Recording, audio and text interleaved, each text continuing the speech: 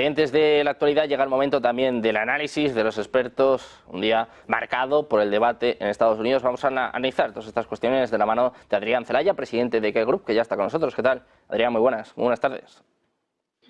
Hola, ¿qué tal? Encantado de estar con vosotros. Igualmente, un placer tenerte un día más por aquí. Adrián, como decía, con el foco puesto en Estados Unidos, también estos incidentes entre Rusia y la OTAN, estos drones de Estados Unidos en el Mar Negro. Antes, si te parece, miramos a Joe Biden, protagonista del día, después de este debate con Donald Trump, pues que le ha dejado más en evidencia y que incluso hace que empiecen a salir los primeros nombres. Se habla de Kamala Harris, Michelle Obama, Gavin Newsom. Quiero saber un poco cuál es tu análisis del debate en Estados Unidos y sobre todo el pánico que parece que cunde entre los demócratas. Bueno, la verdad es que en principio ha resultado sorprendente, ¿no? Sorprendente porque, aun conociendo cuáles un poco los problemas, vamos a decir, de salud de Biden, el hecho de que el propio Partido Demócrata, el equipo de campaña de Biden aceptara en realizar ese debate, pues hacía pensar que de alguna forma estaban seguros de que Biden iba a presentar una imagen suficientemente aceptable, ¿no? Y no ha sido así. No ha sido así. Y esto ya yo creo que nos remite al entonces, no tanto al propio Biden, sino a su equipo de campaña y al Partido Demócrata. Es decir, ¿por qué han aceptado poner en marcha un debate en esas condiciones, ¿no? Y la verdad es que, bueno, es muy posible, la única interpretación lógica, ¿no?, es que efectivamente ya hubiese un debate muy importante dentro del partido sobre la necesidad de poner en marcha otro candidato y que hubiera diferentes opiniones al respecto.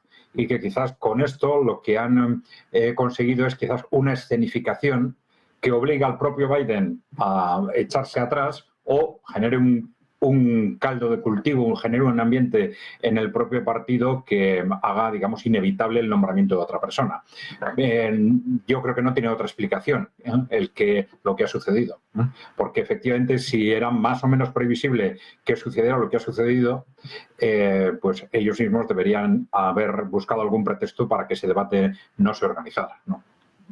Bueno, pues pendientes de este debate en Estados Unidos, las consecuencias también, sobre todo en la persona de Joe Biden, ¿no?, en el actual presidente de Estados Unidos. Quiero preguntarte también, precisamente por las tensiones que estamos viendo, sobre todo en las últimas semanas, entre Rusia y Estados Unidos, la situación de pánico que hay, sobre todo entre los demócratas.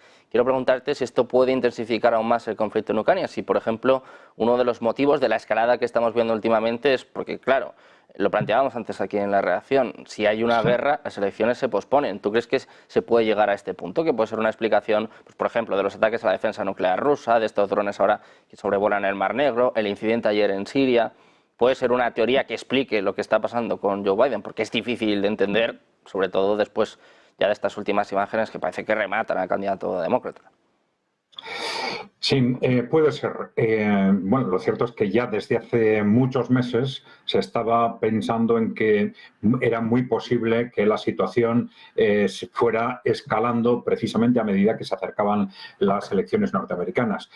No es el único factor. Es decir, el reloj está puesto en marcha, o hay dos relojes puestos en marcha. Digamos, uno es el de las elecciones norteamericanas, el otro es el del avance del conflicto, de la guerra, en el propio terreno de batalla, ¿no? Este creciente colapso inicial, si se quiere, pero estos pequeños colapsos que van a más en el ejército ucraniano y que anticipan una creciente aceleración de los avances rusos o un colapso cada vez más cercano del ejército ucraniano, ¿no? Entonces, ahí hay dos relojes puestos en marcha que presumiblemente son los que pueden llevar a la OTAN, si se quiere, por sintetizarlo, a esa situación de pánico en la que están y a que les lleve a intentar a toda costa una escalada durante estos meses, ¿no? Ese es un poco el contexto en el que nos estábamos moviendo. De cualquier forma,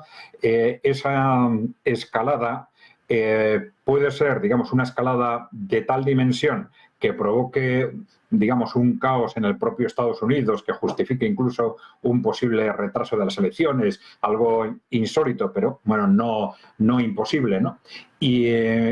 O puede ser simplemente que se intente crear un contexto lo suficientemente, difícil como para que una posible presidencia de Donald Trump, no sea capaz de reconducirlo. Porque claro, no es lo mismo que un conflicto en el que, por ejemplo, todavía Estados Unidos no está implicado de forma masiva, ni tampoco sus aliados directos en Occidente. Y otra cosa es si, por ejemplo, ya estamos en un contexto en el que o bien Estados Unidos o bien, pues por ejemplo, Gran Bretaña o Francia ya han entrado directamente en conflicto con Rusia. Probablemente a Donald Trump le sería mucho más difícil desengancharse de un conflicto de este tipo. Ya hemos comentado otras veces que la presidencia de Estados Unidos es muy compleja, los presidentes tienen que estar constantemente pactando primero con los grupos de interés, los distintos grupos de interés que les han apoyado y que les apoyan en sus campañas y en sus candidaturas, y por otro lado con los grupos de interés que controlan distintos departamentos y áreas del gobierno. Esto se vio muy claro en la presidencia primera de Donald Trump.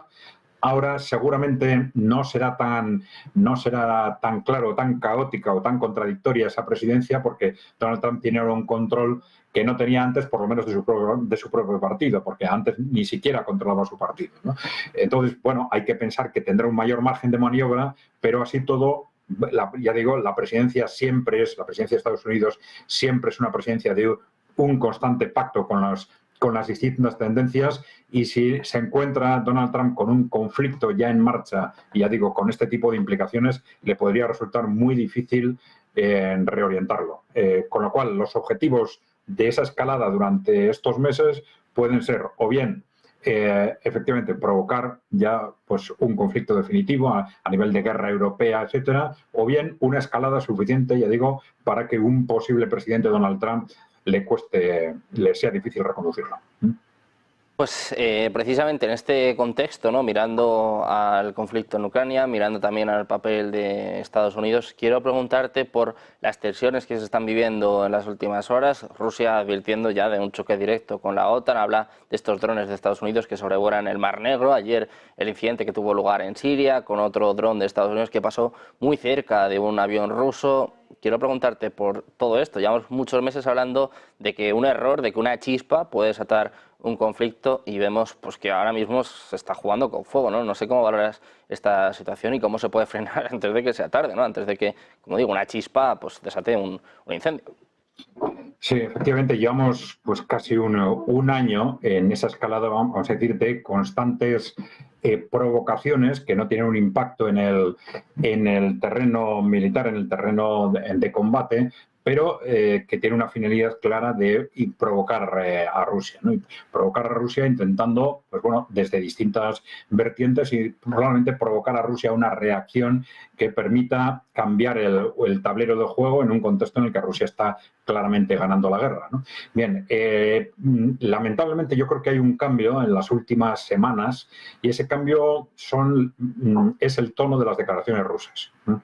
Porque durante este año prácticamente Rusia ha estado intentando mirar para otro lado, diciendo, bueno, no nos interesa cambiar las reglas del juego, estamos ganando la guerra, no nos interesa seguir el juego de estas provocaciones, y han estado intentando o no responder o mirando para otro lado o amortiguando digamos, el impacto, quitando importancia a lo que estaba sucediendo. Mientras que en las últimas semanas estamos viendo declaraciones cada vez más duras sobre todos estos movimientos, ataques, etcétera, ¿no?